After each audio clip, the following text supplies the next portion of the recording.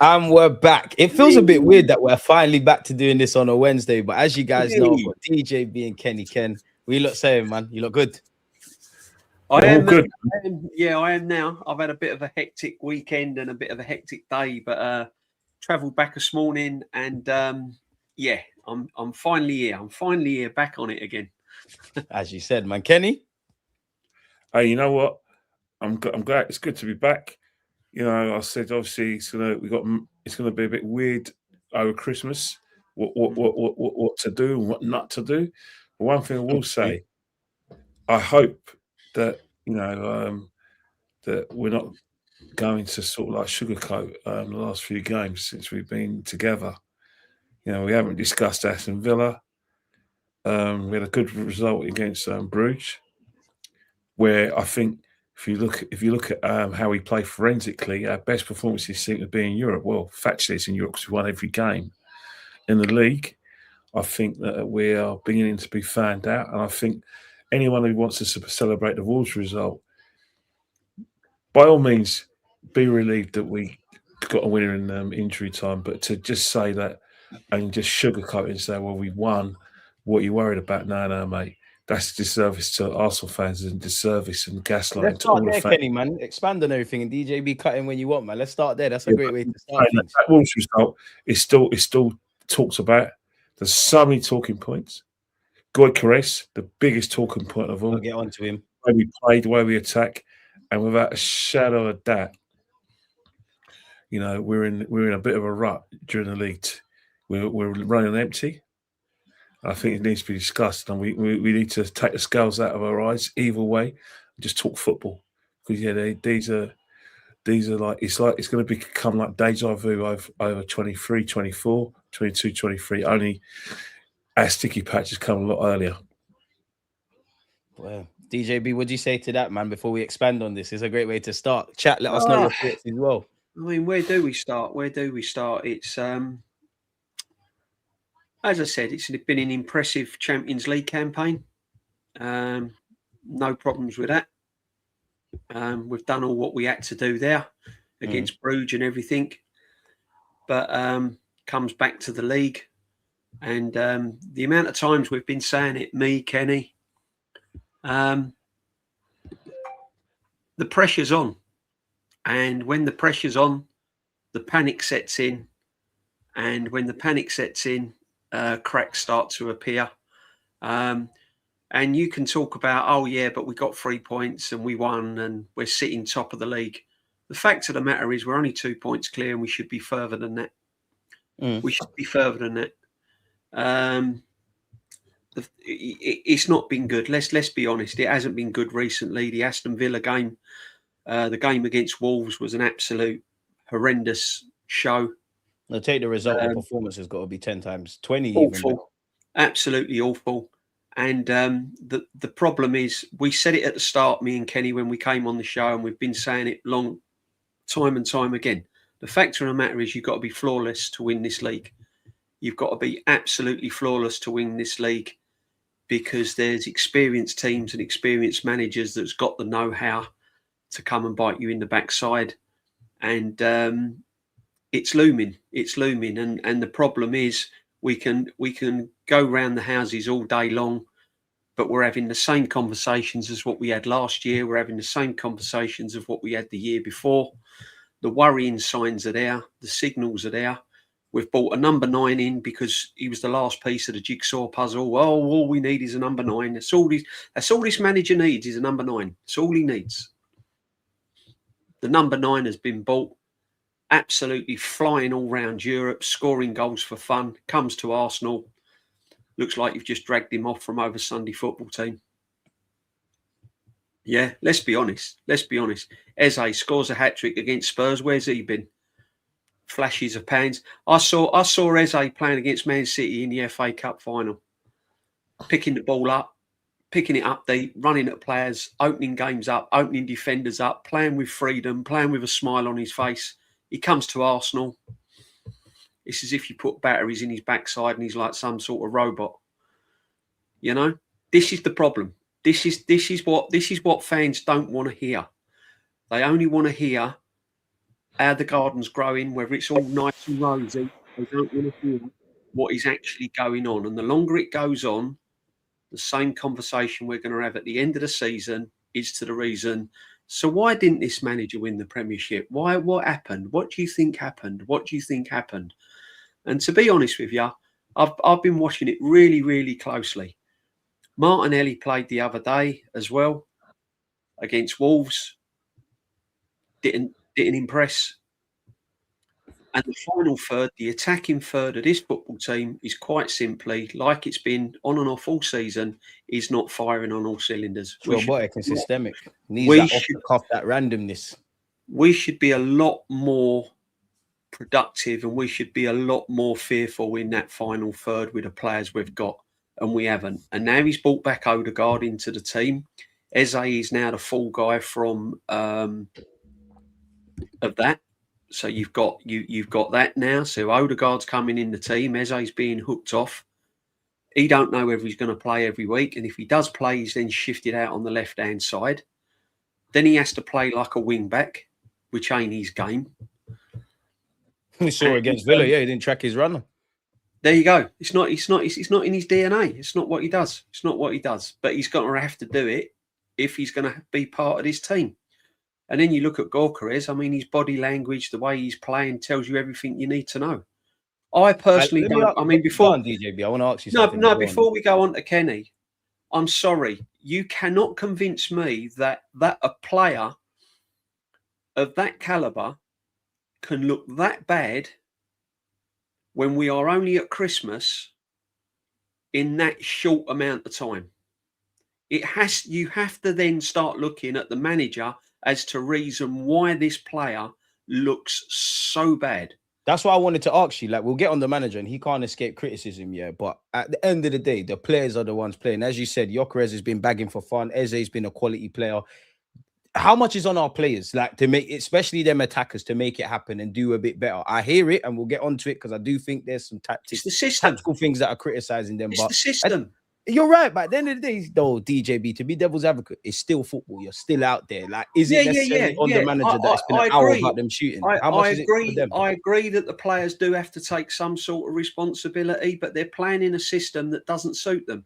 100%. And there's no leeway. We knew that last year. There's no leeway. I mean, you've only got to go back over the seasons, the amount of forwards and the amount of players that under this football manager that has tried to play his way of system, his way of playing, and they've failed.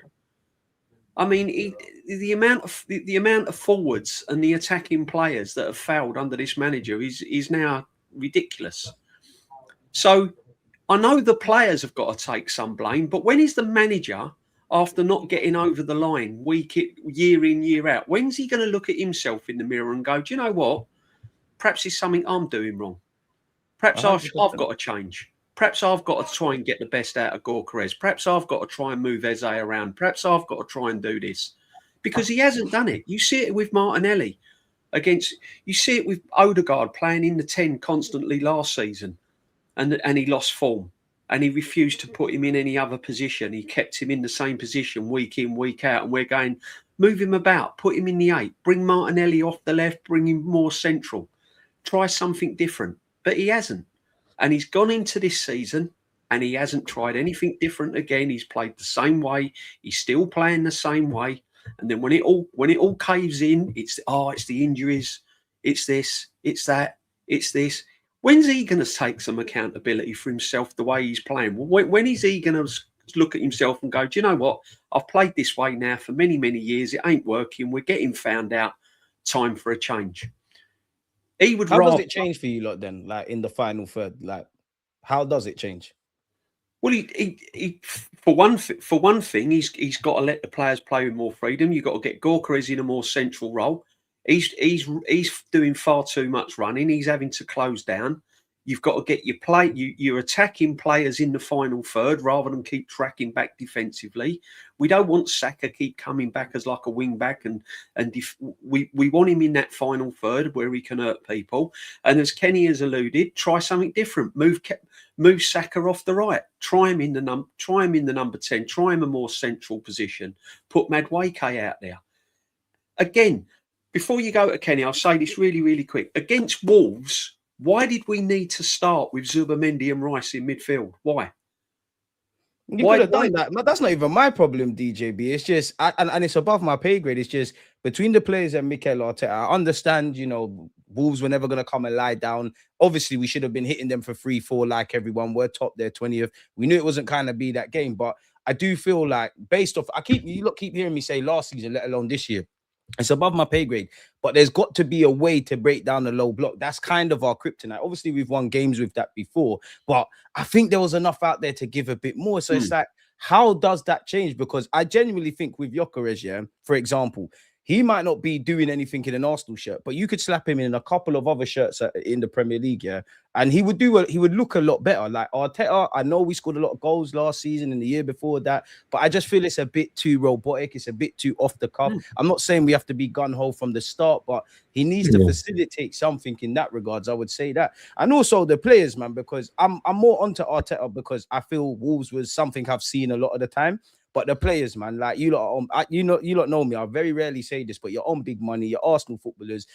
One shot on target, an hour into the game is not on. I need a bit more randomness. And to be honest with you, I think in this cluster of games, I'm kind of getting a bit of deja vu. Like we are getting injuries. It feels like the handbrake has gone up. It feels like I'm relying on Saka a bit more than I have been this year. Obviously, big up Trossard for his purple patch, and I'm getting a bit nervous as well, generally because we've had the attacking injuries, the cluster of attacking injuries. Obviously, we've had it defensively. I don't want to be that guy, but naturally, you do look towards midfield. Rice and Zubimendi, it wouldn't surprise me if they break down. So it's frustrating, man. I'll take the result, keyword the result, the 3 points, but it's got to be a bit better. At some point, results and your performance, they have to correlate or you're going to learn the hard way. But I cut in, man. Kenny, what are you saying? First and foremost, nothing's going to change, no matter how much you talk about it. This is Saka's team. The only attacker that counts in this team is Saka, and it's the way it's been for a long time. And Mikel Arteta thinks it's been successful. Arsenal can break down low blocks if the ball's moved around quickly and it's movement. I always say, no matter how great you think you are defensively, if you get bodies in the box and you get movement and the ball moves quicker, you'll penetrate defence. Even us. Look what's been happening. You look at the passage of play against Wolves. We were this sort of like this team that that is solid defensively. Wolves kept us on their goal line in 4 instances of play before they get their goal. We couldn't clear the ball because what was happening is that when we cleared the ball, they had a player who can win the second ball and get the ball back in down the flanks. That's all. That's just simple football. And we're the inventors of low block. Everyone talks about us not trying to break down low block. We invented it. And to be fair, everyone in the league is playing against low blocks. You know what I mean? So if teams are getting bodies forward and they're moving the ball quicker when they're playing against us, then it'll be the same thing our end. Another thing as well, I'm going to say something very controversial, because the second point is we've been kidding ourselves and we've been hoodwinked into thinking we need a striker because of Kai Havertz's misses against Man United and the performance at Newcastle, where we had a few chances and Newcastle ran around the game. When blatantly, if we were watching how we played, you would know there was no room for an out-and-out striker. That unless it's Haaland, a Kane, Lewandowski, and Mbappe, it's not going to happen. Or maybe Victor Osimhen, because Victor Osimhen is shown he is a good striker for international. He's doing it in Turkey. He did in Italy. Or Isaac, but that one's dead now. Yeah, but if you think that Gyökeres is an elite striker, then you are mistaken. Yes, in the Superliga Portugal, he's fantastic. But so is Darwin Núñez at Benfica. When you come to premierships or an equaliser, when you play for Arteta, we bought a player, know full well we're not going to change the way we're going to play, and we're expecting him to play good football. We've seen in the last 3 weeks where he's the best decoy in English football. Players are actually using his runs to have shots for themselves. Look at the Brentford game; it's a disgrace. Calafiori. Then 3 days before at Chelsea, it was Timber taking a chance of him. And then against Bruges, Ben White was running in front of him. And then you had a situation where they're not even passing to him because they don't rate him. He's not the main man in that team. Just because he costs 67 million pounds, he's not the main man. Saka is the main man. And if you see the passes that Ødegaard sprays for Martinelli, when Martinelli makes a run, they're not doing it for Gyökeres. There is a lack of chemistry between Gyökeres and his teammates. But a huge percentage, 50% of that is because he's not the right fit for our team. No, out of that striker, unless they're elite, is the right fit for the team. Eze is another one where, take away the Tottenham performance, where they're pathetic and he scored a few goals here and there. He's not an Arsenal player. Sorry to say it. But No, he is. But I do want to ask this, Kenny. No, he's not. You know why I say he's not an Arsenal player? You know why I say he's not an Arsenal player? Thought he was, man. Yeah, you know why I say he's not an Arsenal player? Because when I talk about Arsenal, because Mikel Arteta's our manager against my will, Arsenal style is Arteta style because he's the man in position. So when I say he's not that, because Mikel Arteta's the Alpha and Omega, right? And I've been told to say that by his fans and by the pundits, then when I talk about Arsenal style of play, I'm talking about Arsenal style of play with Mikel. That's £100 million on him. And you can't tell me he's going to have to make it work. I don't want to hear that. Eze fits into the way Mikel wants to play, either on the left or in the midfield, because to play in that position, number 10, you've got to be the first. But that's my point, Kenny. Last season, we knew we had attacking issues. So it's like we knew like new players don't just fix it. You guys are asking the manager to move the style away from Saka and start changing the way he play. It's not going to happen. But then he's got to make it work. Then I'm not talking to you directly, but he's got to make it happen. All right. You know how it works, right? Two ways it works. Those two don't play in a team. Under this guy's system, those two don't play. I'm sorry, but I'm just football, man. You think I back Mikel Arteta? The thing is, when you talk about Mikel Arteta in glowing terms, you talk about the style of play, you talk about him being this alpha and omega. What I don't get from people who back Mikel, they do not study the way we've played after the last few years. They refuse to. They just watch the highlights and say, "Oh, he's this, and that," and then when you say, "Get Gyökeres, he's elite." But if you actually study the way we played, he will not fit in. Arteta is no Pep Guardiola. You've known this manager. The best man can change it. You can as well. But you know this manager does not change the way we play. As long as you better win some trophies, then, because it's not that you lot are wrong. Yeah, I'm at the point. I don't want to hear that. Let me finish. You knew all this, but you expected these guys to fit in. Another thing as well. We are. You better damn well make it. I don't want to hear Spurs signing. It's yours. You agreed. Yeah, but he should have, in hindsight, he should have told Berta to do the Frank Buff, because it's not working out now, is it? I don't like it. At the end of the day, he's playing players. Make it work. Who don't fit into his team. You've got no choice at least for a year. You better fit them in. Yeah, but the worst thing about it now, because of the intensity and how we play, we're now having a situation where our players look running and empty. Because that's why I said I'm shook up midfield. Injuries. And the reason why we're getting injuries is because the fact that he has two sides. Even though you say we've got a great squad and there's nothing between them ability-wise, doesn't mean anything if your manager only tactically trusts only the spine. You're always saying give Declan Rice a rest. He can't afford to give Declan Rice a rest because Declan is the heartbeat of their team. I think with Gabriel Magalhaes got the handbrake gone right back up again. Regardless what you guys think of Zubimendi is going to work, and he's going to make it work. No, how many times you say don't play him, he's not going to change. Zubimendi is a continental DM, and that's the way things have got to be. Timber picks himself, Calafiori picks himself. All these players that you want to rest, he doesn't trust the other team tactically. So what you're having is players who are in the red zone getting secondary injuries. It's the way it is. We're just going to have to hope that we get out, getting a second gear or third gear around. But what we're finding out now is that the opposition now, in certain games, early in the season when we were winning these games on set pieces, we didn't get our third gear because we didn't need to, because these teams were shit. They didn't have enough quality to beat us. Now teams are getting in their faces. We're having to go into third gear from the start. And then when it comes to second half, nothing left. Aston Villa, nothing left. Wolves, nothing left. Sunderland, hanging on, but we could have nicked it. We need That's to get all back. I'm saying. We need to get back to basics. And just all I'm saying is that when people say that this is the best squad we've had from day one, and that we're going to win it by April, know your football. We're not. I don't know about the win it by April. This is going to the wire. That's this is going to the wire. Land. But you know what's happening.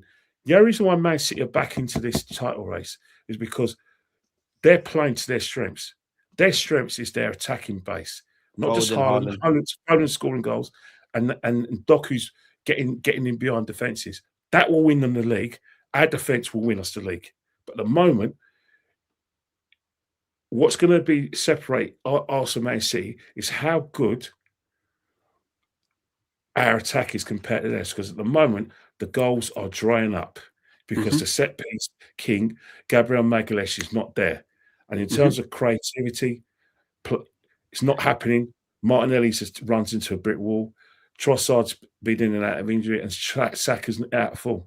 I'm just saying, if you get into bad habits, even though you win games or get through it, it will come back and bite you, because it did in 22, You've got 23. to get a tune out of the attack, man, and that's my only hope in that we're in December. I need my players to buck up their ideas, but we need our attackers. And for me, I'm not necessarily surprised. I'm disappointed that we're not waxing lyrical about Eze and Gyökeres and this one and that one, but I'm not surprised, because these were issues last season. I know transfer season, everybody's giddy, rightly so. We brought in some good players, but it's not FIFA in it. You don't just slap these players on the pitch. Now, if I look at it in an alternative universe, if we was a great attacking side in the final third and the players we had last season weren't good enough, then I do think it's as easy as you slot in Eze, you slot in Gyökeres, etc. I think there's been issues there. I think we've been trying to win too many games on probability, and I understand you have to be a bit patient. You have to go side to side, but it's not. There's not really anything off the cuff. I don't know if that's the players or Arteta, but there needs to be that level of facilitating. I wanted to ask you lot this year. I know you lot's thoughts on Ødegaard. We've touched on Eze, yeah, but I wanted to kind of find another kind of like side to this debate, yeah. I don't think Ødegaard's convinced. I don't think Eze's convinced. When we look at the fact that both of them haven't convinced, is that an issue? Because I know it's greater than just them, but if them two, either one don't grab that shirt, we can't expect chance creation, and that obviously it has to come throughout the whole team. But I wanted to know you lot's thoughts on that as well. Well, for me, you got to go back last season and the season before with Ødegaard. Ødegaard's best season was 22-23 season. Up and after that, he hasn't produced. He hasn't done what is required. So that's why everyone was excited when we signed Eze. Oh, we got Eze now. Great stuff. Fantastic. The reason why everyone was getting all excited about signing Eze, because they knew Ødegaard was off form or he'd reached his potential. So now we've got Eze. The way the manager plays tactically, Eze is in and out. He'll have the odd game, or he'll have the odd moment. But you can't have odd moments in the odd game when you're chasing a premiership. You've got to be consistent. You've got to be 8, 9 out of 10 every single game. Eze's not that. Ødegaard hasn't been that for the last 2 seasons. Now there's a problem. You've got 2 number 10s. Yeah, we don't get a look in either. Now you've got 2 number 10s that are out of form. And going back to what Kenny's saying, he's totally agreeable. He ain't going to change the way he plays. And the sad thing is, this manager is going to revert back to the same team that couldn't get us over the line the last season and the season before. Havertz will come back in this team as your main striker. Everyone was going, I don't want to see Havertz up front ever again. Don't want to see midfield players playing as a number 9. Yeah, we've got Gyökeres. Let's all go out celebrating. We've got a number 9. Not the number 9 the manager wanted. The manager wanted Sesko. Sesko suited his system. Gyökeres has come in. We'll be saying the same things as well. Gyökeres has come in and upset the system. He doesn't know what to do with him. If the manager doesn't, if the players don't fit the manager's plan A, then there is no plan B. And what we have to do is hope and pray that his plan A gets us over the line, because there is no plan B. We've seen the guys in game management over the years. It's appalling, right? And it's still appalling. And this is what everyone's going on about. Oh, yeah, but look at the squad depth we've got. It doesn't matter what squad depth we've got. the manager does not know how to change things. He's going back to the system that he's always done. Panic settings. Havertz is coming back. He can't wait. He couldn't wait to get Jesus on the field of play. Arsenal fans were saying, "Oh, he's washed. He's finished. Jesus, sell him, sell him, sell him." Now they're saying he's better than Yeah. Gyökeres, Now man. he's Fans saying, don't know what they want. now everyone's saying he's the best thing since sliced bread. This is what you're up against with Arsenal fans. They don't look at the bigger picture. They don't look at exactly what's going on. They don't look at the way this manager manages this team. They only look at the moments and the one-off games, the Real Madrid Cup final and all of this nonsense, right? Let's get it right.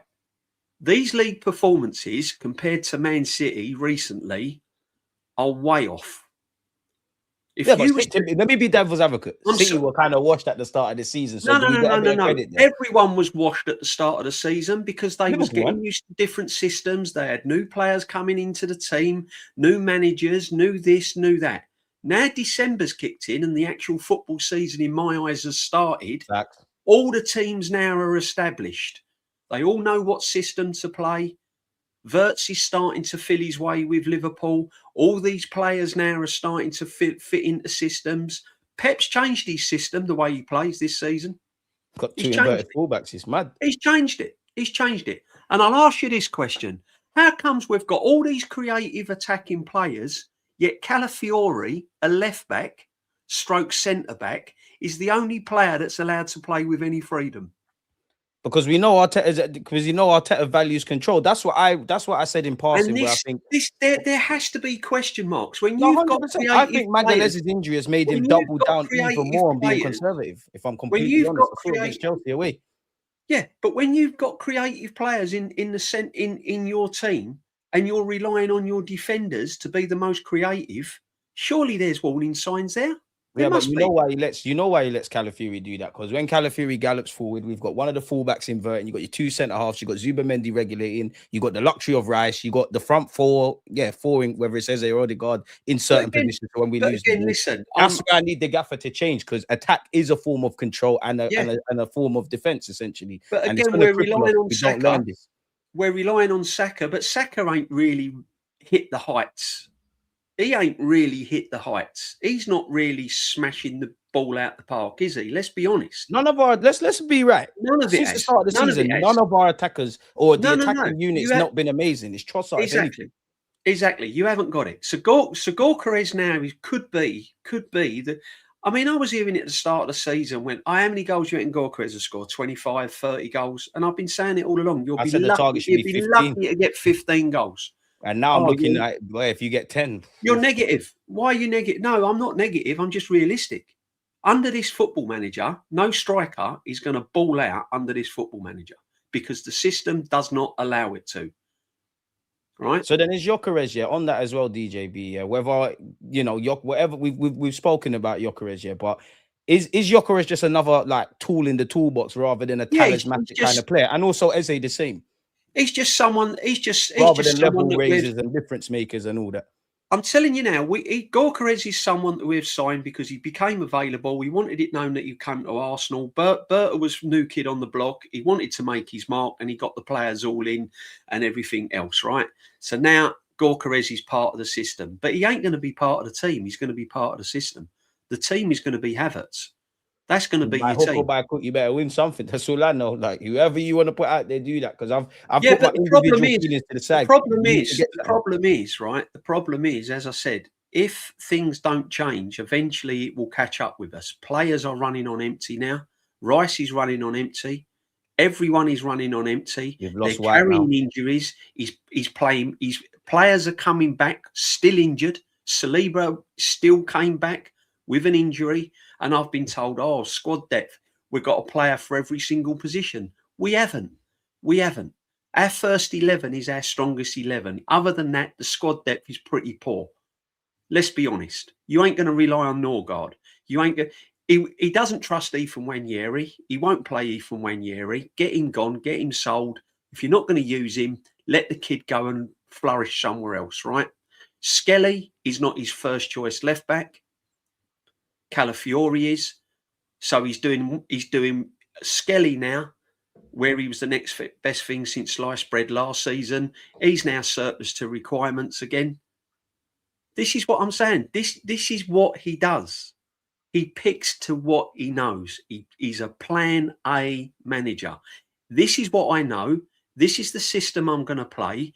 These are the players I trust. And if it doesn't work, I don't know what to do. Well, give or take, doesn't every manager have that element of stubbornness? Yeah, being devil's advocate. advocate. They take chances.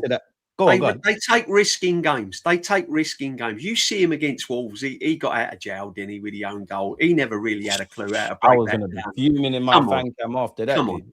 You're looking at the bench. He didn't have a clue how to break that down, really. Right?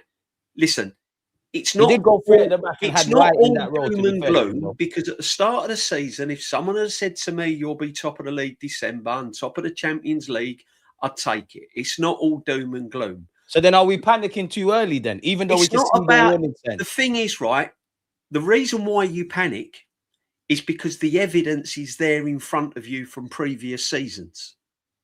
If this was new, I wouldn't be panicking. I'd be going, well, okay, we're there, but we shouldn't really be there. But then some would say, DJB, with the injury crisis which has developed from August to now, we would have fallen away a lot of the time. Like we're crying. Come on. We can't. How many times now we got to keep going back? I'm purely being devil's advocate. I was told that this is the best squad since Highbury, and I was told that injuries are no excuses. We've got backup for every single position, so I'm not going down the injury road.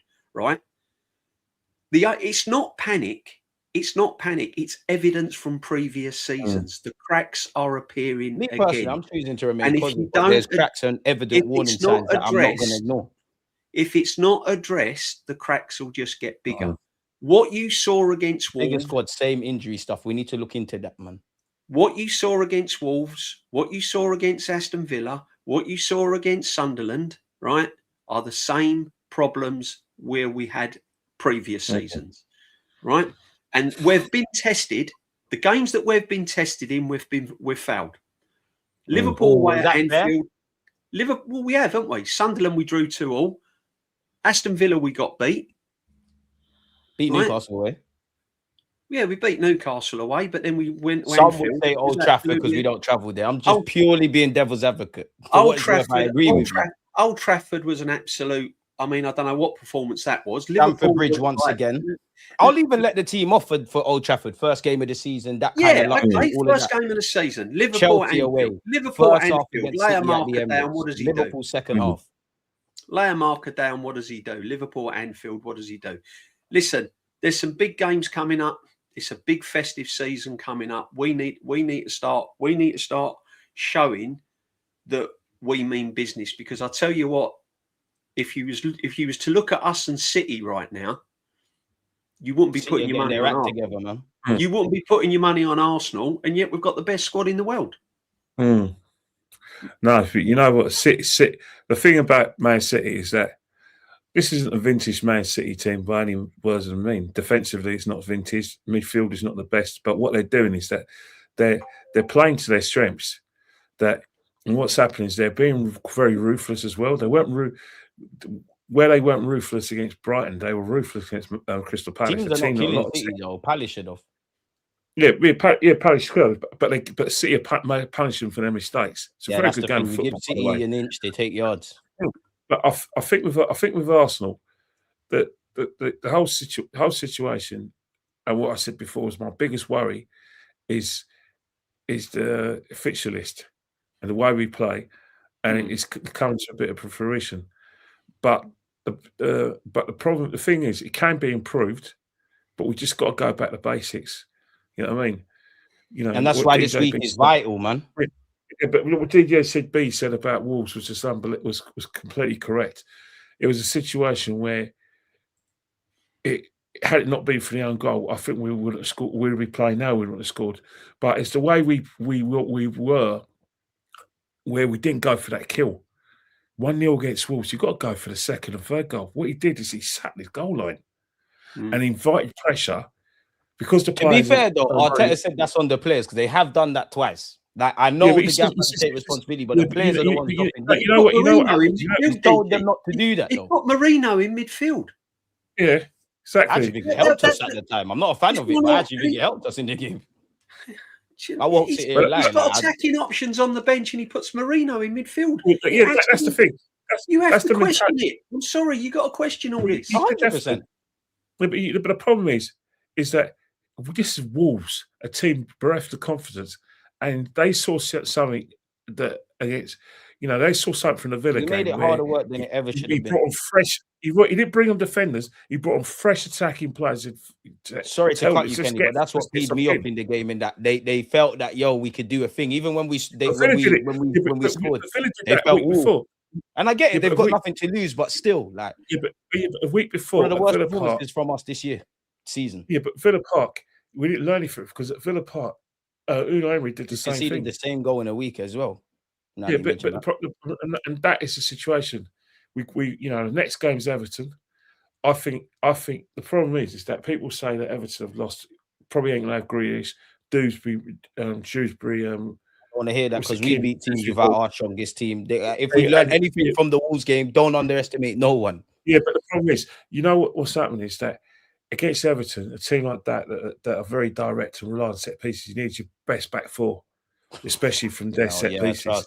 And my biggest a new partnership in defence as well. They're going to look to get at that. My biggest worry is Hincapié at set pieces. And in attacking areas where he doesn't get goal side. What have you two made of Hincapié centre half as well, man? Because I like him. I just think there's certain things that need to be polished up. Great space, people on side. But in terms of like his marking and like set pieces, his ball watches quite a bit on his marking. He gets to the wrong side sometimes. Yeah, he can rush up on them kind of things there. Yeah. Yeah, he gets caught ball watching sometimes on vital moments on crosses, and he doesn't get goal side. But listen, we've got to go with it. He's got to improve on that side of things, and he probably has got to improve, and he knows that. End of the day, look, I'm sure we'll look a lot more solid once Saliba and Gabriel comes back, and then we can hopefully be a little bit more dominant in the attacking third once we've got our normal kind of defensive lineup. However, you still got to get that creativity, and that's been lacking a lot. Ødegaard's not been creative enough in the times that he's played. Eze's game down, isn't he?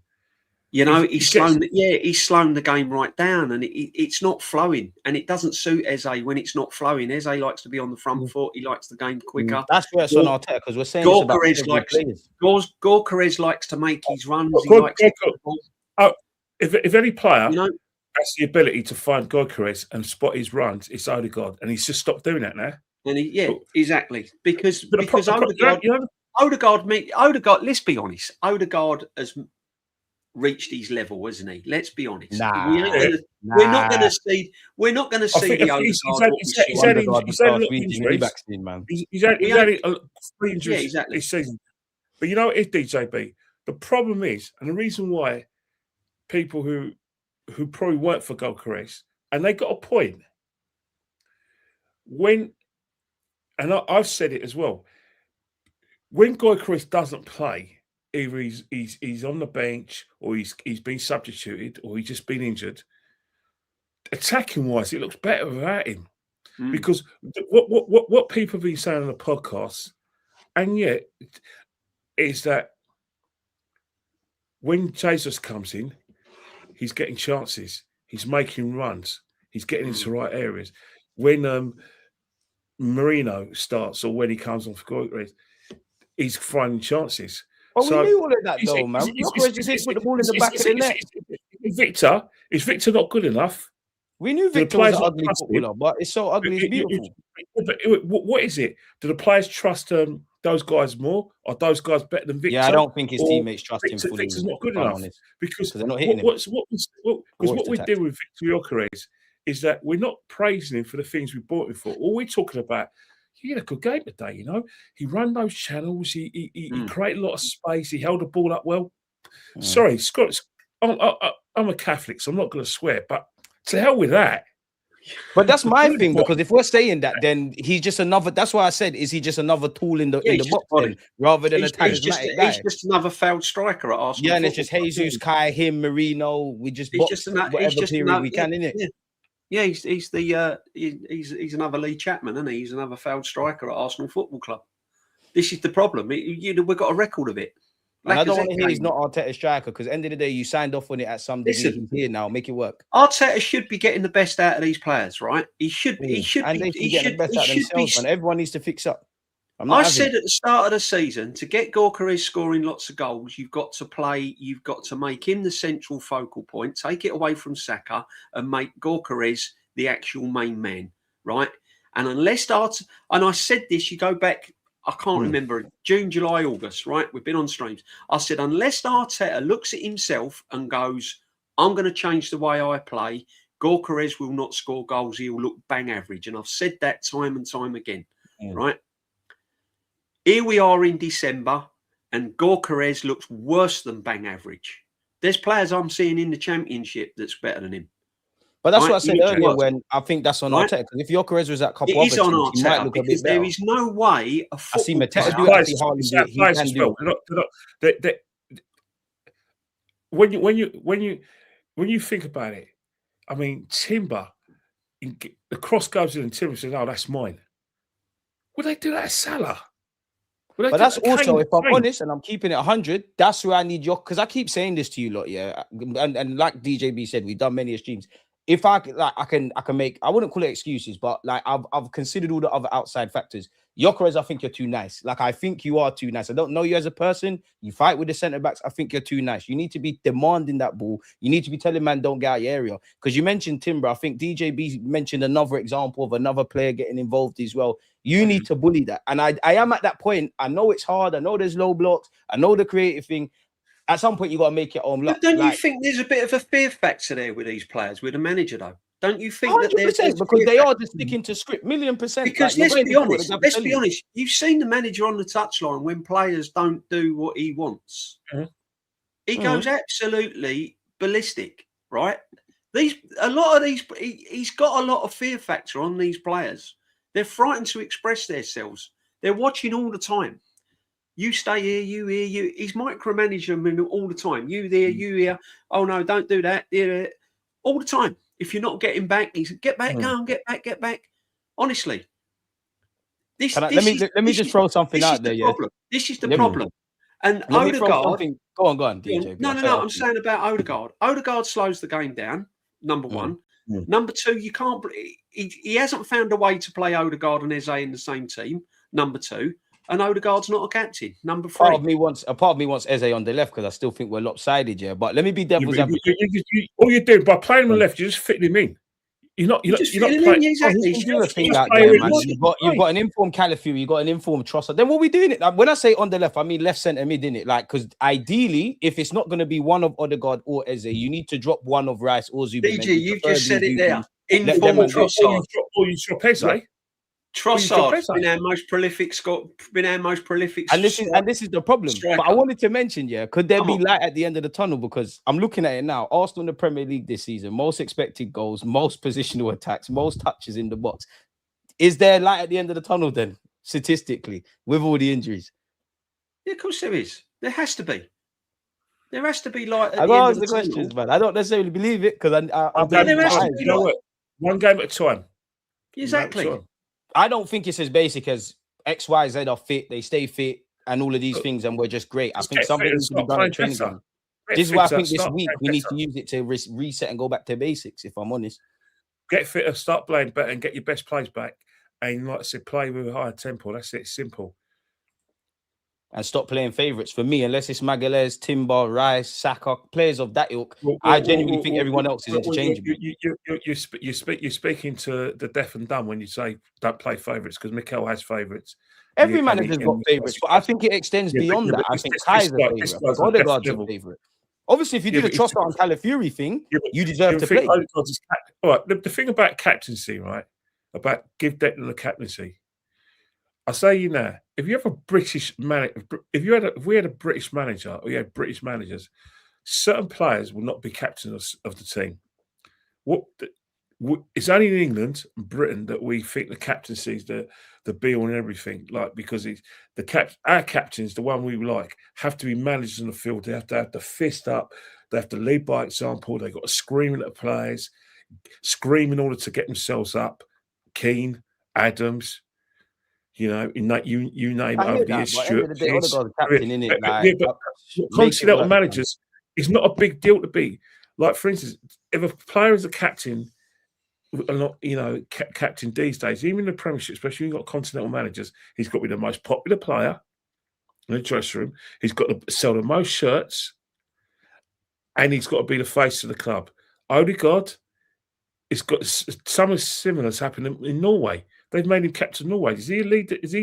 Is there any other captains out there that could have done a job in Norway? There must be some leadership qualities in him. He's there because he played for Real Madrid and he's the most important player. Saka is vice captain because Saka sells the most shirts. But is he a leader? No, he's not. Everyone thinks Declan should get the job. But I can't like how we don't know if Saka's not a leader. Come on, there's many a leader in that squad. Yeah, but look, there's no leaders. Gabriel, the players that you say leaders. All right, DG. The players you say leaders have got no captains. Not the captain. We say Gabriel Magalhaes is the leader. He hasn't got a captaincy. We say Declan Rice is the leader. He ain't captain. The vice captains at Arsenal are. I mean, Rice and Gabriel would be mine, but like, there's more than one way to manage a team.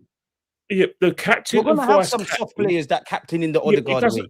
DJ, he wouldn't be my captain, but like, we've got to be honest. Captain and vice captain are players that you will never associate with any captaincy at Arsenal. Unfortunately, you're right, but unfortunately, this is the era of football we're in, isn't it? Like, this is it. And I actually think, but you've also got to have a captain that fits the manager as well, because you're not going to have someone that's confrontational or someone that's going to stand up in the dressing room under this football manager. When was the last time in the Emirates era we had a serious captain? Genuinely, because I remember you're going to have a captain. Exactly. We used to keep people at the club. We haven't. That's what I mean. Like, I'm not saying it's right, but the captain's thing is gone, isn't it? How many English managers we have at Arsenal? Foreign managers do not value the captaincy as highly as we do. No, they don't. But the thing is, we touched on about low blocks, and we still look. This manager's been in the game long enough now. He's been at the football club long enough now. He's been in the Premiership managing long enough. He's coached at Man City in the Premiership long enough. If this guy don't know how to work out a low block by now, he ain't ever going to. And you just need last season. Let's be honest. How long does he need? We've had phases. Phase this, phase that, phase this. Trust the process. He can't manage it. He still don't know how to convincingly beat a low block. How much more time has he got to have? This is why winning something is imperative this year. There's no way around it. I'm watching Wolves. Rock up at the Emirates and nearly taking a point. Thank the Lord they did. And no answers. My emotions were all over the place. And no answers. Wait, you lot was at the game against Wolves, innit? Like, you were both at the Emirates. Yeah, it's just honestly. How was the atmosphere and all of that kind of stuff as well? People were in shock. People were in shock how bad we were. It was a situation where every time we attacked, you just knew that Wolves were going to clear the ball. They won, and even in the second half, you know, they're winning the second balls. The first half, the only shot on target came from He Chain. You know what I mean? The second half, it was even worse, where I just gave up. I thought, you know what, this is going to be a 0-0. You know what I mean? And even when they scored that first one, well, they're only going. Yeah, when we scored, I thought, right, come on, lads. I was seeing players. No, I was seeing players with their tongues on the floor. They're absolutely. Big up to Wolves. They'd obviously done their own work, and I'll be honest with you, Wolves deserved the point. I mean, I thought they were really, really good. But this is what I'm saying: teams and coaches can work. This is why I worry about us getting over the line, because teams and coaches work Arteta out. Because Arteta has played the same way now, year in, year out. His in-game management is the same. He doesn't change it up. He brings Marino in midfield when we need you know what I mean? When we need to attack more, he's got all those attacking options. He doesn't bring on Wanyeri. And as for Noni Madueke, I mean, he scores two goals. He scores absolutely worldies against Bruges, and he can't even get 2 minutes. No, it's all right. You stay on the line. You get them oranges right. You fill up the water buckets. He can't even get on the pitch for 5 minutes. This guy's rocked up in Bruges, set the world alight, and he brings Marino in midfield and keeps Madueke and Wanyeri on the bench against Wolves. This is a manager that's been at the football club for how many years now? And yet we're not allowed, game management, we're not allowed to question it. Oh, but it's all right. He's put the feel-good factor amongst the Emirates. Well, where I was sitting, there was no good feel-good factor. There was people saying if we draw today, the man should be gone. That would have been my first real crash out on YouTube of this season because it's unacceptable. I'm telling you now, we're sitting now, right? And a lot of the people where I sit, they can actually call what this manager's going to. Oh, what he's going to do now. Fans are all over the world already. They're even saying, I'm telling you now, don't be surprised Jesus don't start against Everton. He's not. Like, Jesus ain't in a position to start. Jesus, don't be surprised Jesus might not. Jesus will be his number 9 against Everton. Don't be too shocked. It's going to come to a time. I want it to be Gyökeres. I think Marino goes up front. Yeah, maybe. Yeah, but there's going to get to a time when Havertz and Jesus get match practice, match fit. They'll be that whether we like it or not, or whether we want it, and some people do want it now. Victor Gyökeres' days are numbered. The reason why his days are numbered, it's nothing personal. We can't carry players. We can't wait for them. As long as you win me a trophy, fuck the players. We can't wait for Victor Gyökeres to get in tune with the way we play. We can't wait for Eze.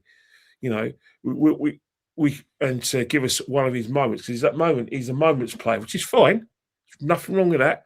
But when it gets to Nicky Dricky, you know, Saturday, Tuesday, Saturday, Wednesday, and then Saturday again, we're going to need a bit more because we're going to get a situation we're going to grind to results. And who knows? Those guys can cover the bench when teams are packed in half and get the winner and nick it. Who knows? That might be enough. Exactly. But I think we just got to find a way to kind of be a little bit, as you said, Kenny. We've got to get the ball moving a lot quicker. We've got to get players in attacking position a lot quicker. We've also got to get players running beyond their defence. At the moment, we're too static. Players are playing 2 banks of 4. It's easy. They're watching us play it sideways. There is a solution, though. But you ain't going to like what we're going to hear. The solution is play Marino. You saw against Tottenham, and you saw when you've seen it in matches when we played well, because he's that number 9 who can go back into he can start at number 9, false number 9, then go back into the Peter Beardsley position. Yeah. And then what will happen? People run off him because of the space he's creating. Because defenders nowadays don't have players who play on the shoulder, so they have to follow their number 9. They have to follow their number 9, and then we get bodies forward. So it's a situation where you have to make that sacrifice, our preferred players. Eze benefits more from having Marino up top than Gyökeres. Well, that's why I think exactly. That's why I think he's going to. That's why I think he can't wait for Havertz to come back in, because what he'll do, he'll bring Havertz back in and he'll revert back to exactly the same way as what we was playing last season. Make sure that results in silverware. The sad thing about it is that your Sakas, your Havertz, even your Madueke come team, they'll benefit. It's a sad state of affairs. Well, we bought a player who, at the moment, because he's finding his feet, or he's struggling, or he doesn't fit into our playing, that reflects on our attack. It's not digging him out. It's footballing facts. There wasn't enough movement against Wolves because we were static, because we have a player. Well, it's a good question for you lot, man. Kenny, when you're done, you to answer that, man. That's irrelevant, because at the end of the day, you can't do the political thing, Kenny. They want an answer. 100% is relevant, because what will happen is they want us to start. What people want us to do, I don't think they mean it, but what they want to do is create a discussion where we're top of the table and we look like pork chops. It's not happening. Who would you get?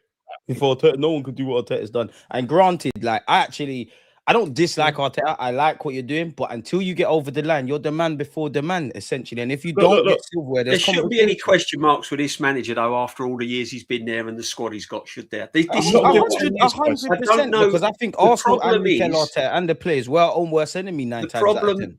The problem I'm getting is that I'm seeing as I said, there's no look. Sacking the manager not halfway bad as people make out. Sacking the manager halfway through the season, I'm not into. Them, man. Listen, it's a good question. I wouldn't sack any manager off. I don't want to see managers sacked halfway through the season. Because then you have to write off. Let him see the season out. You ain't going to benefit now by bringing in a new manager, and it's not even a question. We're top of the league, blah blah blah, right? But just because we're top of the league, just because we're roasting the Champions League up, doesn't mean to say that the frailties that we had last season and the season before, where we failed to get over the line, we're seeing similar situations now, and this is the worry. We should not be feeling. I said this on my stream the other day. There is not one game again that I can go into thinking, yeah, we're going to beat them. I'm looking at the Everton game and I'm thinking, it's one of them. Let me ask you something on the Everton game, DJB. With this manager that's been in situ now for all this time, I shouldn't be looking at that. I should be full of confidence. And against Everton, is it the result or the performance? Which one is required? Like, if we have a similar performance, or let's say a bit better than Wolves, but we get the result, is that enough? Or is it with the Everton game, is the performance as well as the obvious 3 points? It's got to be convincing, though. It's got to be convincing. I want to be convinced. I want to see a performance where I'm going to go, that's what he's done. He's changed it. He's doing this. He's bringing... He's making the right substitutions. He's done it a couple of times this season where he's made the right substitutions, and we've all gave him praise for it. But then he reverts back to what he knows. All right, guys, you got 2 hands, you got 2 thumbs, you got 4 fingers. Count the amount on both your hands. Count the amount of times when you come out of the stadium or you've come out of a studio, you've watched it at home, where you thought, you know what, this has been good. Because I got 2 thumbs and 4 fingers. This year? I take this season. I still got a spare hand. I've got a spare hand because we haven't been great. All right, the best performance, not in the Forest. I liked what we did. I discount that though. I like what we liked. I like it. You say that. I'm used to that. But the football you wanted, the fast football, getting Gyökeres on the goal street and playing, attractive football will happen.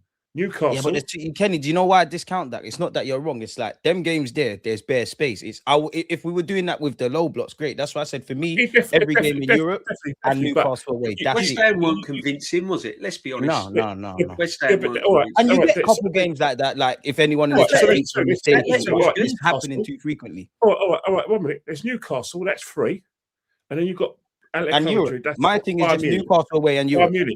That's 5 games. You can't. Tottenham were pathetic. They're a disgrace. I'll give them. Tottenham were pathetic, as you said, but I'll give them the North London derby because we getting what we wanted. But we capitalised on their patheticness.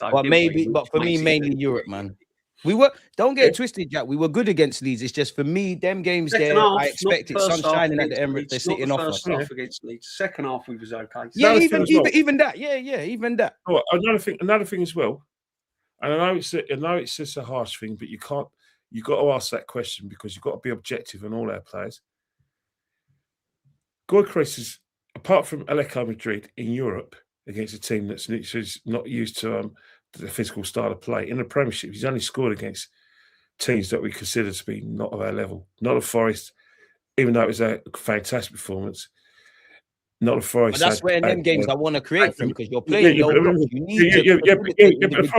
problem is not a Forest and Leeds, Burnley.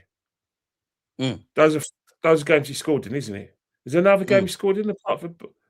Was it Burnley, not a Forest, Leeds, Atletico Madrid, Leeds? Isn't it? He scored a couple against Leeds, right?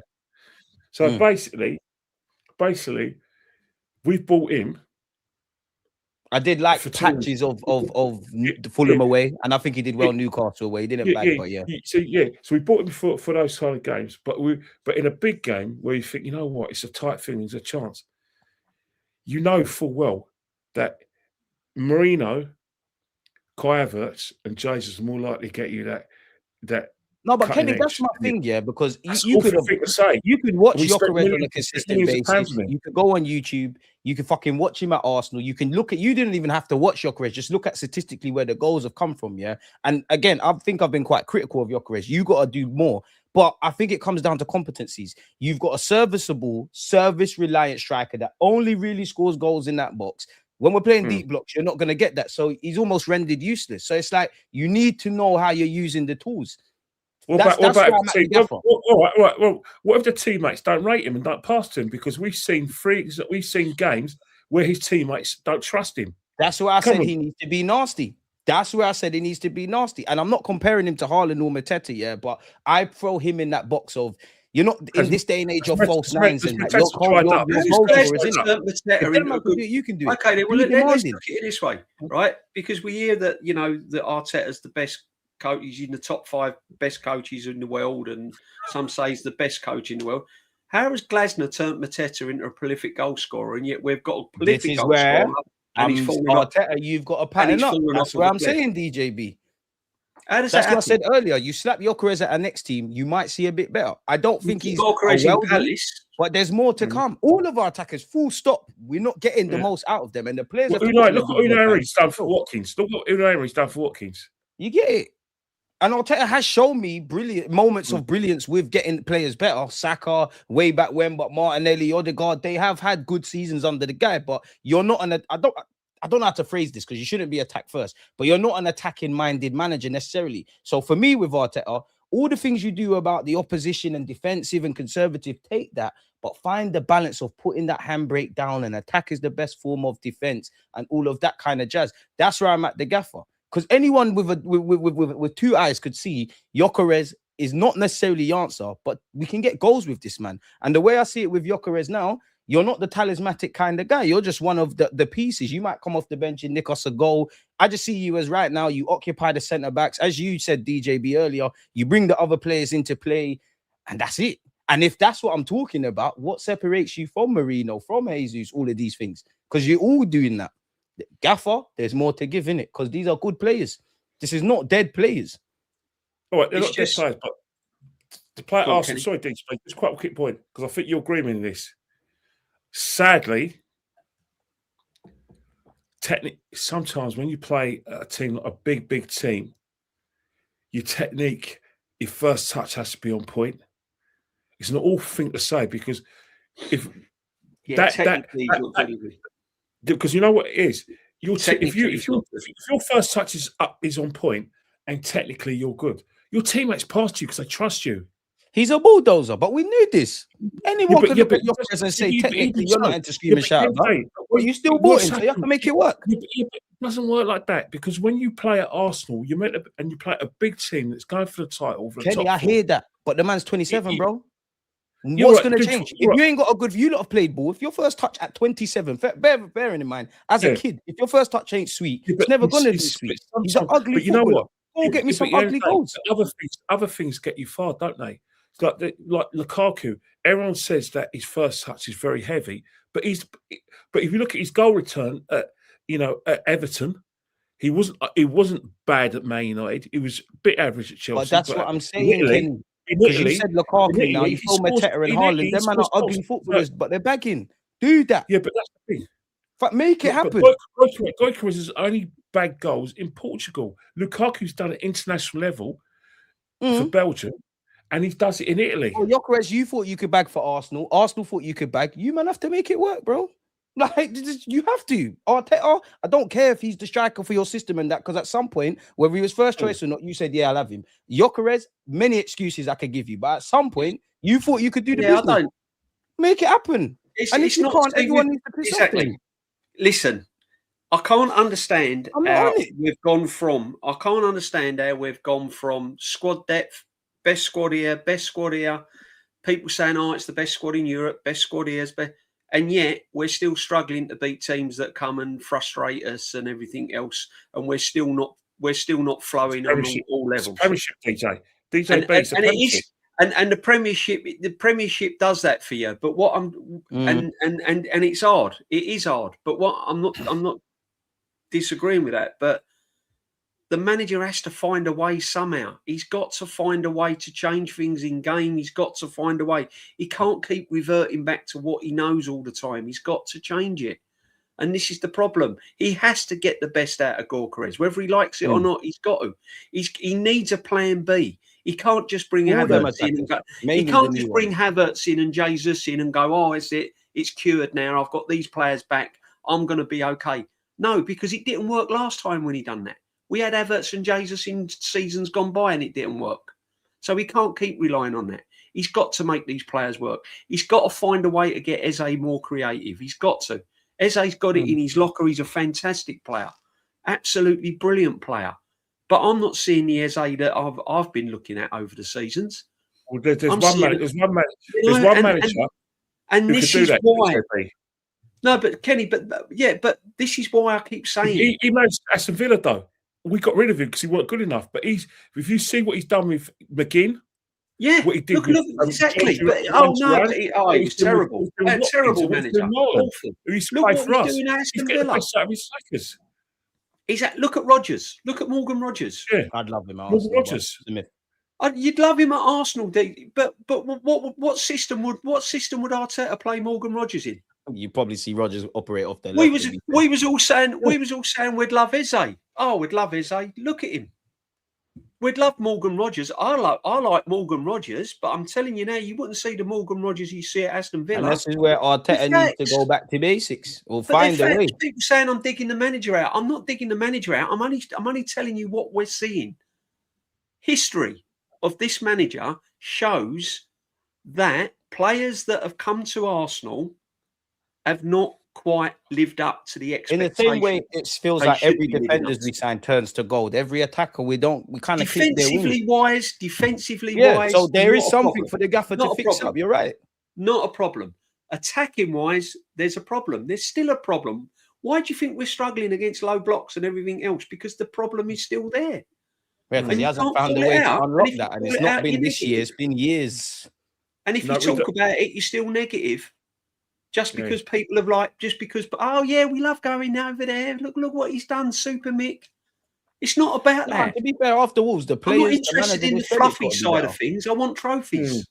I don't want it all fluffy and nice. I want trophies. Would you not make it this question on the topic of trophies then, DJB? Do the panel think there's a chance we can win the Euro? Yes and no. With his system. Yes I said, Gooner channel, that we're built for the Champions League. I said we've got more chance of winning the Champions League than the Premiership. And you know what? DJ being DJ, you're 100% right. But you know the biggest thing that will hurt English teams is because our fixture. I was just going to say the only problem is the fixture build up, the pile up. I'll tell you now. Second half of the season, PSG are going to be fresh. Bayern Munich will be fresh. And when we play them again, we'll be on our last legs. No matter how all the good things we've done in Europe, we'll be on our last legs. That what will happen? Even though we get a second leg at home, because we're going to finish first or second without a shadow of doubt. Those teams will just will outrun us and will outrun us, outpress us. Yeah. Keep the ball and we'll be fucked. Sorry, lads. I didn't mean it. You're good. Kenny, Christmas. Come on, man. Exactly. I just want to say about Eugene. I mean, he says trophies are not won in December. No, but they also can be lost in December as well, my friend. And the fact is, we've seen the manager lose it in December. We've seen the manager lose it in January and February. Eugene, if you don't want to hear people discuss. If you just want to hear everything rosy and everything sweet and nice about the football manager and about different tactics, then don't listen to us. Go elsewhere. At the end of the day, Eugene, you're right. But at the same time, there are evident areas of concern. We've got a good platform. And we are moaning when we're topping both trophies and things. It's what we do beyond this point. Is if we can see these warning signs, obviously fix up. Bob's our uncle. This is what I mean about Arsenal being their worst enemy. So it's what we do beyond this. Everton is where it starts again now, isn't it? Because I don't think the team is defending to the greatest standards. We're definitely not attacking. Somehow we've been amassing points. You know, we've got City chasing us. You know, guys, we always seem to play Everton at this time of the year. Nasty times, yeah. Last year we played Everton. I think it was it was around the sort of like 12th of December. It's always this time. It was, and that game was one of the games where we could still be playing now. We were at school, and I actually confronted a famous Everton fan. Do you know one of the things that Everton do very, very well? They get the ball out to Grealish very well, and they get runners from deep beyond defenders. And you know the crowd's going to be up for it. We don't deal with. Everton. We don't deal with runners from deep very well. We don't track them very good. Everton, right? On their day, they can be terrible because Newcastle just done them on set pieces, their forte, and battered them. And then they go to certain games where they get beaten, but they go to Old Trafford, where they're not the better side, and they go and win at Old Trafford. They go to Chelsea, they lose comfortably, but Everton are so inconsistent, which makes them a worry for us. Is their inconsistency. Yeah, I know. And if I'm honest, our away form has to get better, man. I ain't been impressed with us on the road, man. It's going to be similar to the Sunderland game, I think. Everton. Yeah, I think so, yeah. But if you're 15 minutes away from winning, you better come home with those 3 points. I think it'll be really similar to Sunderland. You know, we're going to have a lot of ball, but they're going to be physical with us. And they're going to, as I said, they're going to get runners from deep. So remember, they still got a player called Garner. James Garner is good on the ball, good at set pieces, definitely specialist. But this is where this is where the world class Super Mendy has to step up from a defensive. He's even Mendinho, man, quality, man. Trust me, by May DJB, you'll be part of the fan group, man. Trust me, it's just me. He's quality when he's got the whole world in front of him. I don't know about defensively. I'm not convinced defensively. You know what? Me and you are never going to agree this because the thing is, right, is that he's a continental DM where continental DM and Arteta's going to make this work whether we want it or not. Yeah, I know. I just want my DMs to be a little bit more solid and a bit more physical. I think when you see Zubimendi, right, and you see DMs, right, we look at players like Kante, and when you see Kante, he's the link between defence and the rest of the team, man. You know what I used to call Kante when he was at Leicester at Chelsea. I just say free lungs Kante. Like some people used to call him free positions Kante. I call him free lungs Kante. When you see Kante playing that position, you start thinking the only player that you start thinking, right, can Declan Rice do what Kante does? And the reason why Declan Rice plays a lot because he's kind of trying to do what Kante's doing with us. He's better than Kante. But the problem with the thing with Kante's he's just ruined everything. He's ruined the DM. I thought Makelele ruined it for all DMs, but now Kante's just ruined everything, mate. He's ruined it all because when we see DMs, we want to play like Kante. We got people in the chat saying that Zubimendi is better than Kante. Yeah, I don't know about Kante, that. World Cup winner, league winner. Love Zubimendi. You can't go to Kante with a barge pole, man. Everyone's entitled to their and there's no shame in that. You're just not better than Kante. I don't know why people always take it too far, man. We got Xhaka instead of signing Kante. L. Big L. I saw a question. I can't find it. I mean, look. Zubimendi when he's got time on the ball and when he's got space to play in, looks really good. Defensively, he's been a lot better than Eze, if we're being honest. Especially away from home in that six. He just needs to be a little bit. He's going through a culture shock. When it's typical Prem games, he's in trouble. He gets caught in two minds. You know what it is, DJP? I think when you watch Zubimendi, it's like he's doing instead of being the finished article, it's like he's doing his maths exams during a football match. He's trying to learn the way we play on the job in a match. Yeah, you know what I mean. And he's doing I think you'll see an even better Zubimendi next season. Personally, I think you'll see him better next season. I think Zubimendi will be a better player next season once he's had the. I'll tell you one thing. Once he's had this season under his belt, I think next season you'll see a proper Zubimendi. How do you think he played against Bayern Munich? Because I always talk about Europe. How do you think he plays Bayern Munich, DJB? Because I always said here for Europe. Bossed it. Yeah. He was perfect. He's perfect in Europe. And he's perfect in Europe, Zubimendi. It's not. But listen, I want number 6s to be perfect everywhere. I don't want a number 6 to shy away against Sunderland, Aston Villa, all these places. If he's bear in mind, they're part of performances where the whole team sunk. If he's a number 6, his job is to defend and to make that defensive kind of situation, and he doesn't do it in pressurized games. But he gets found wanted. Defensively, he's found wanting in big games. I'm sorry, he does. Continental number 6 though. Is that Mikel bought a DM or a continental DM? Yeah, but we can't have a continental DM. We can't have a continental DM in the pressure in like when you're going to Everton away and places like that. One of them typical Prem games. He's got to mix it up. He's got to mix it up a little bit. And good players we beat Everton this Saturday. Kick the ball away from them.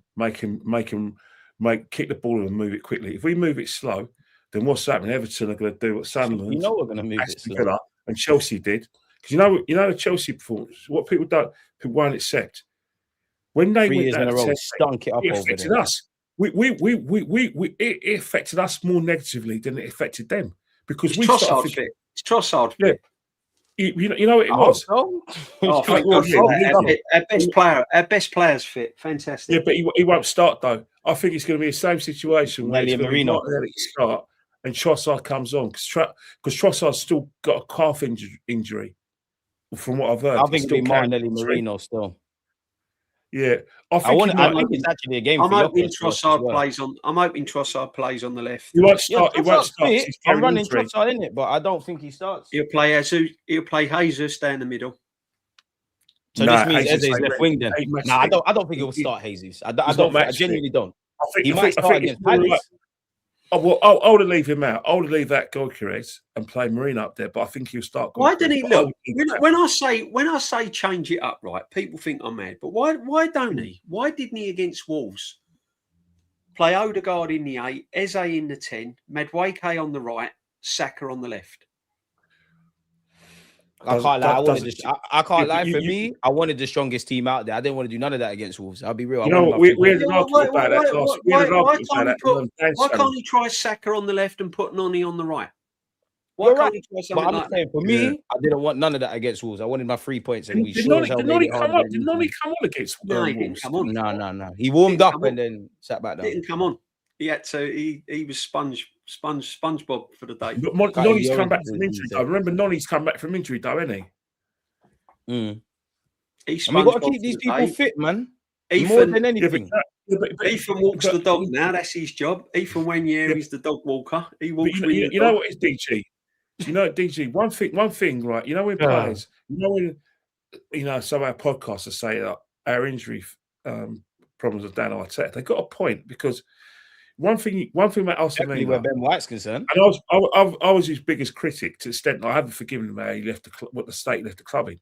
But one thing I always agreed with him on and admired him for is that he talked about red zones in terms of player welfare. Rick Arteta hasn't got a Scooby about red zones. He ain't got a Scooby about red zones. He ignores it. But the reason why he ignores red zones is because that first 11. And those trusted players have to play, or the wheels, or in his mind, the wheels come off when they don't really. But the only time certain players are going to get a run against is if his first choice are in right ring, Rashid. What are you on about? But go on, Kenny. I mean, and that's one of the reasons why I look at the Mikel's, healthcare management, and it's not good. Yeah, he done Ben White dirty, whether he needed him to play or not. That one there was predictable, and that's the other side people don't see. Ben White was getting into a bit of form as well, weren't he, guys? Ben White was getting a bit of form, then he got injured again.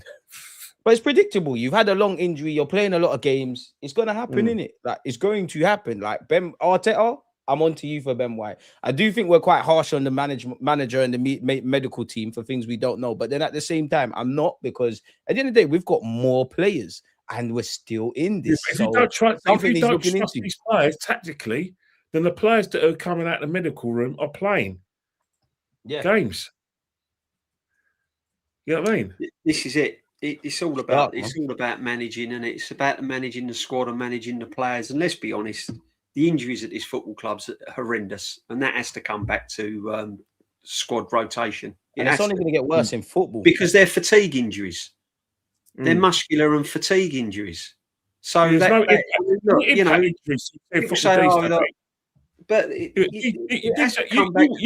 in football. You do a bit of coaching. Where you work, and you done coaching. How many? If you look at football in general, how many impact injuries are we seeing now? We're not seeing impact injuries. We're seeing tears. We're seeing muscle strains, muscle tears. Hamstring knocks it up year on year now. Yeah, and the reason why we're seeing it is because what's happening is that referees don't like certain tackles, like tackles where 50-50 tackles where the studs go in. Referees don't like that. We're trying to outlaw the over the top tackle. We don't like that in football now. So the injuries we are getting are where no one's near you. Ben White went down when no one was near him because he was trying to chase Heath Chan, and he went. I made a joke about that in my watch along, and then God said, "Yeah, cool, here we go." Yeah, but you're right. Odegaard went down when no one was near him. Saka went down when no one was near him. So basically, sort of injuries we are seeing now is injuries to do with overexertion, not impact injuries that we were seeing in the sort of 80s and the 90s. Right, isn't it? I mean, when the game's when the game's won and it's over, and the team, no.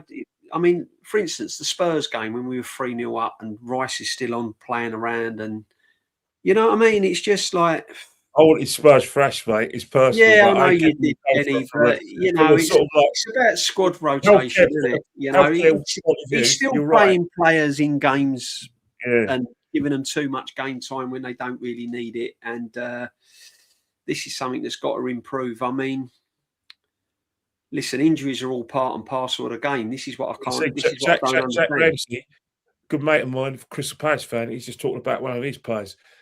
Crystal Palace are playing.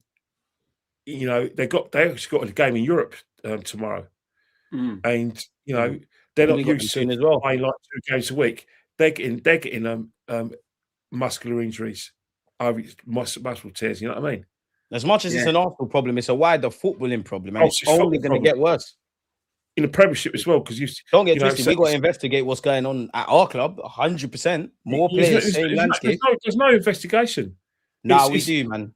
You say that. Why, Kenny, man? We brought in more players than we're here, man. Come on, man. You say that. All right. You say that. The way we play nowadays, and it's not just Arsenal, but if you want to use Arsenal as the case example, feel free to do it. If you're playing with that much of intensity and you're having to press and win the ball back pretty quickly and then go back and defend and go back and attack, and you've got to do that all at pace, and you've got to do that every 2-4 days. But I'm sorry. And then you've got to do like that. You've got to work like that in training. You're going to get injured. But we haven't worked like that in training because we've been playing so many games. So we haven't had intensive training. This week is probably the week we're going to. Don't they say that the modern way of training is treat it like a match? 100%. But we all know in reality, when you got 3 games in 10 days and there's recovery sessions, you're probably doing light training and tactical stuff. This week you might see some intensive shit. We got players that pull up in training. Yeah. We got players that go on warm weather training and get hamstring injuries. So what? We just have to. This is going to be us every year now, then, because of what the football is like now. But it's not just us. It's going to be every football club. Yeah, I know, but come on, man. Man are coming back, getting more knocks, muscular injuries. And again, I think people are quick to blame Mikel Arteta and the medical team, and we don't know. But then the flip side of it is there's got to be something. I actually think the players are the ones, because they want to play. They're hurting themselves. They've got to hold themselves accountable. I don't blame Mikel Arteta for Declan Rice. I think Declan Rice is insisting he should play. Ben White's known to lie about injuries and that. Declan Rice. Yeah, but he trusts Declan Rice, because when Declan Rice does feel a knock, he asks to come off. He's honest like that.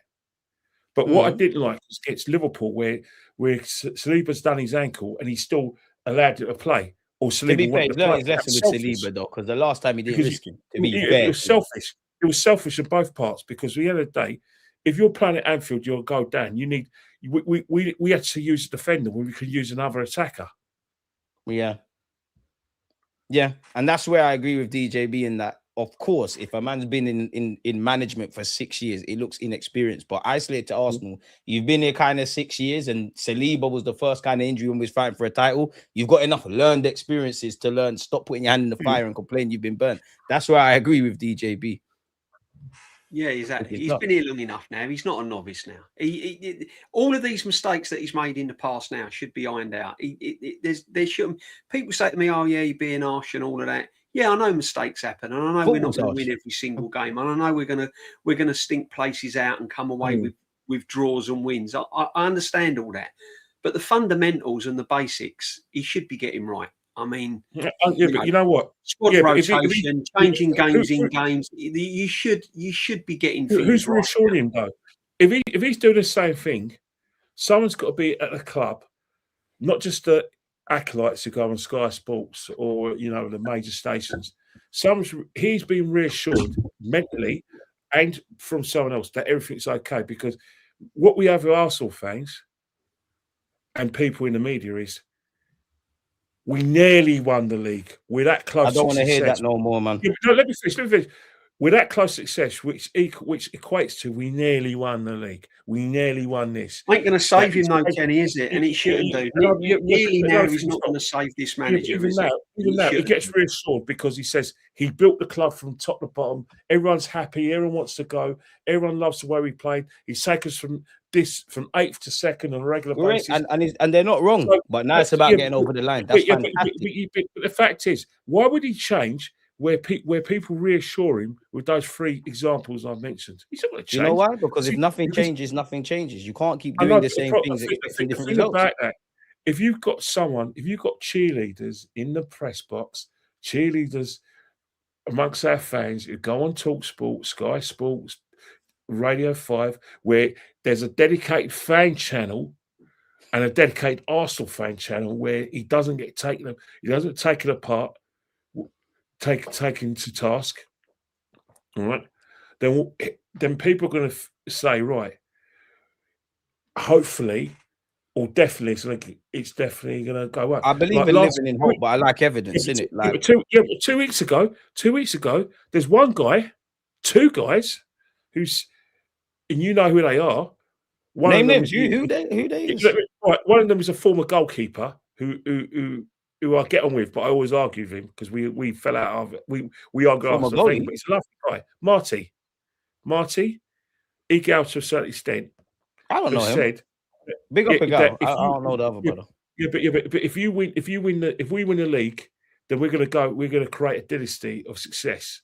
And that's why we've got to stick with it. That's not how life works. It's a good platform. But if you think we're being harsh this season, you need to do even more. That is their mantra. So what will happen right now is that when you get comments like that and you get reassured, he doesn't have to change, because as far as he's concerned, we're successful already because we're challenging. Challenging can't be success anymore. Come on, man. I understand there was a level to get to. I understand there was a bar to raise, but now the bar's been raised and the level's got. You need to go over that next. You need to go that extra that's level. Not on a regular basis. You need to go that extra level. Even winning the Carabao Cup and FA Cup don't wash it for me now. Well, if you win the Prem, we're going to be even more harsh. When you're at the pinnacle, it's only down. But you know what? I think we're going to have to revisit. Yeah. We're going to have to leave this here. The reason why I say it, because me thinks that a good we'll have a part two. We'll have a part two. There's got to be a part two, but you know, I think part two. Remember, we got 4 big games. We got Everton, Crystal Palace, Brighton at home coming up as well. Brighton at home though, and then we've got like Aston Villa. If we don't get through those games, there is a bloody crisis. You know what? And on that, we're going to leave this here because I got another show. It's Christmas Eve next Wednesday, by the way. Happy exactly. Christmas No. We're not here. We'll be here in the new year, people. But happy Christmas to everyone. Happy Christmas, New Year's. It's all about opinions. Bless up the chat. Everyone. J-Long. Bless up the chat. Happy Christmas. I know you don't agree with me. SLD. Gunners. Do better. Happy holidays. And big up the uncles on the platform. And on that note, subscribe to DJB. DG, your Arteta poster's in the Christmas box. It's there. All right. It's there for And on you that to note, hang. I'm cutting this, man. Safe. All right.